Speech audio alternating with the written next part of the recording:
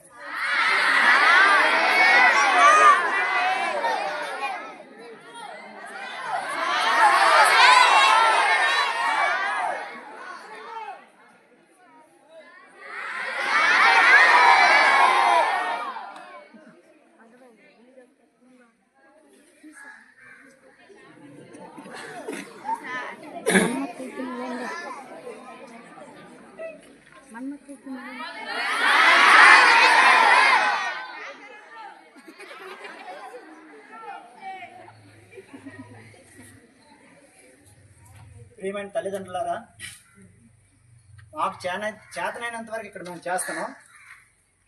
మీ పిల్లల్ని మీరు కనీసం కంట్రోల్ పెట్టకపోతే మీ స్కూల్కి పంపించడం వృధా అవుతుంది. ఎందుకంటే ఇక్కడ మా ఉపాధ్యాయులు మేము ఎంత కష్టపడి పనిచేసినా కూడా ఎలాంటి ప్రయోజనం ఉండదు. మీరు మీ పిల్లల్ని అదుపులో పెట్టుకోకపోతే మీరు పాఠశాలకు పంపించడం వృధా అవుతుంది. ఇది మైండ్లో పెట్టుకుని మీరందరూ కూడా మీ పిల్లల్ని చదువు కోసం పంపిస్తే శ్రద్ధగా ఇంటి దగ్గర చదివించండి. ఇంకా దేనికోసం అయితే పంపిస్తే పాఠశాలకు పంపించొద్దు. ఇది నా యొక్క విజ్ఞప్తి. ఓకే.